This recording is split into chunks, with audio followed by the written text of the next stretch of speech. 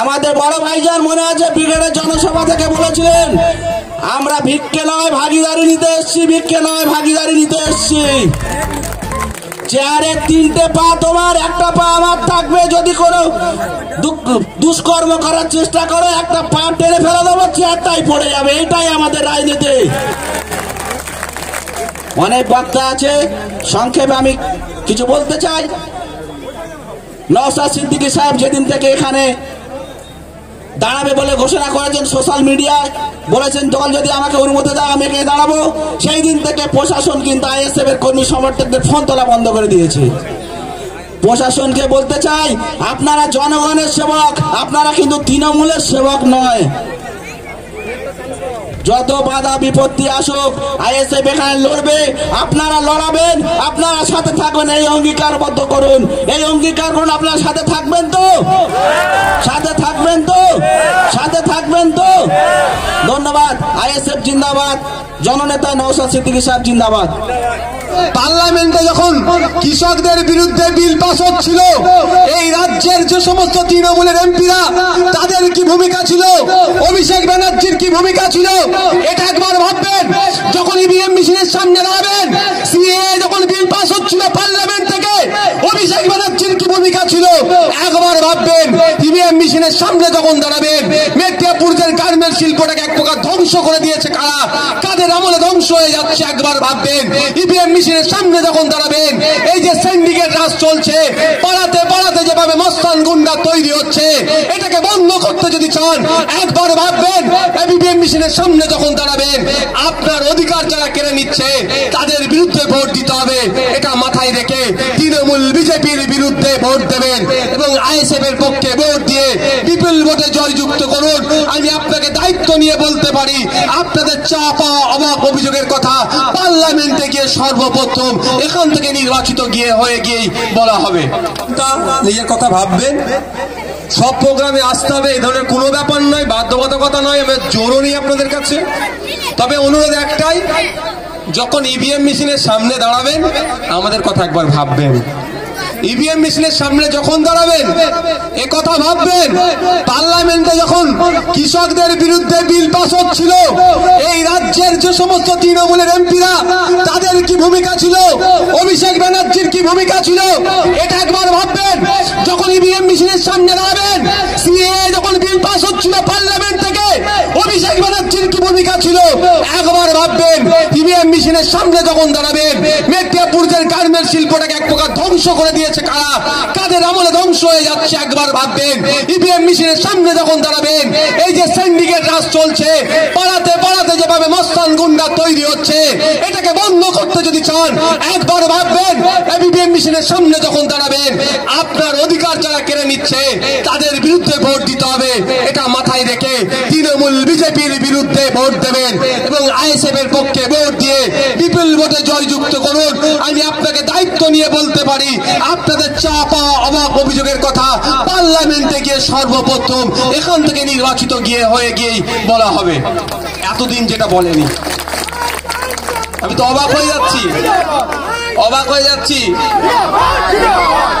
আপনার জায়গা, আপনার দলিল, আপনার পর্চা, আপনার কাছে কনভার্সনের সার্টিফিকেট, আপনার কাছে প্ল্যানের জন্য স্যাংশন সব পেপারস থাকার পরও আপনি যখন বাড়ি করতে যাচ্ছেন তখন কি করছে আপনার কাছে এসে 20,000 30,000 টাকা তোলা চাইছে।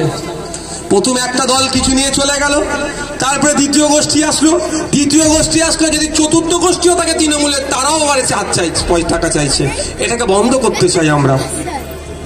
আপনার বাড়ি বানাবেন, কি বালি কি রড কি লাগবে সবটাই নাকি এখন তৃণমূল ঠিক করে দিচ্ছে। এর হাত থেকে সমাজকে মুক্তি দিতে হবে। সমাজকে মুক্তি দিতে চাইলেই ঐক্যবদ্ধ হতে হবে। আসুন ঐক্যবদ্ধ হয়ে আইএসএফ এর ছায়া তলে। তবে আপনাদেরকে বলবো একটা কথা, আজকে সত্যি কষ্ট লাগছে, আজকে এই পথটা একটু আপ ডাউন লাগছে, এই পথটা আজকে যেন একটু কাঁটা বিছানো লাগছে। তবে এটাও মনে রাখি আপনাদেরকে, এই পথ কিন্তু সব সময়ের জন্য কাঁটা বিছানো নয়। আজকে হয়তো কষ্ট হতে পারে, আগামী দিনে ভালো আছে। আজকে যদি আমরা একটু কষ্ট করতে পারি, আগামী সকালটা আমরা দুর্নীতিমুক্ত স্বচ্ছ সমাজ ব্যবস্থার সাথে সাথে যে আমরা বাতাসটা নেব সেই বাতাসে কোনো দুর্গন্ধ থাকবে না, সে বাতাসটা দুর্গন্ধ মুক্ত বাতাস আমরা পাবো। সেই বাতাসের যদি আমরা আশা করতে চাই তাহলে আমাদেরকে কিছু হলো এখন কন্ট্রিবিউশন করতে হবে, কন্ট্রিবিউশন দিতে হবে।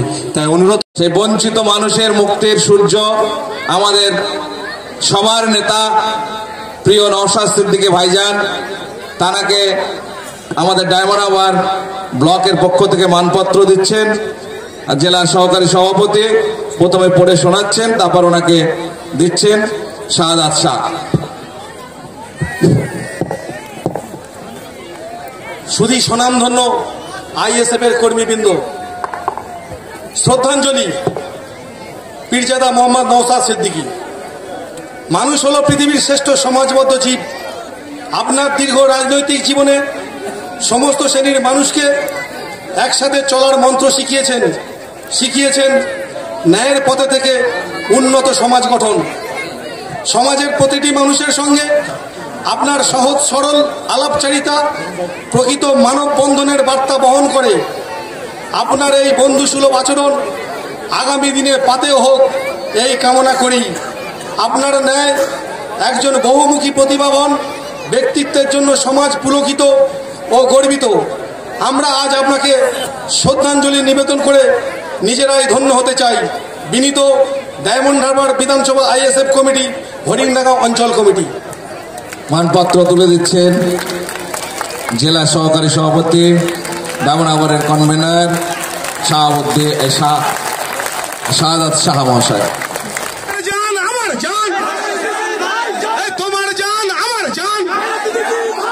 যুব সমাজের নয়নমণি নওশাদ সিদ্দিকী, তোমায় জানাই স্বাগতম। এই পশ্চিমবঙ্গের উজ্জ্বলতম নক্ষত্র নওশাদ সিদ্দিকী, তোমায় জানাই স্বাগতম। ইনকিলাব জিন্দাবাদ, ইনকিলাব জিন্দাবাদ, ইন্ডিয়ান সেকুলার ফ্রন্ট জিন্দাবাদ। এই নওশাদ সিদ্দিকী এগিয়ে চলো, আমরা তোমার সাথে আছি। এই নওশাদ সিদ্দিকী এগিয়ে চলো, আমরা তোমার সাথে আছি। এই নওশাদ সিদ্দিকী ভাইজান, তোমায় জানাই স্বাগতম। এই নওশাদ সিদ্দিকী ভাইজান, তোমায় জানাই স্বাগতম। আমরা স্বেচ্ছাসেবক ভাইদের বলছি, আমাদের মাথার তাজ, আমাদের প্রাণপ্রিয় বিধায়ক, আমাদের চেয়ারম্যান মাননীয় নওশাদ সিদ্দিকীকে নিরাপদে মঞ্চে আসার ব্যবস্থা করবেন। জনগণের উদ্দেশ্যে বলছি, আমাদের কর্মী সমর্থকদের উদ্দেশ্যে বলছি, আপনারা কেউ অযথা হাত মেলানোর চেষ্টা করবেন না। আমাদের স্বেচ্ছাসেবক ভাইদের বলছি, আপনারা হাতটা ছিগলি করে ব্যারিকেড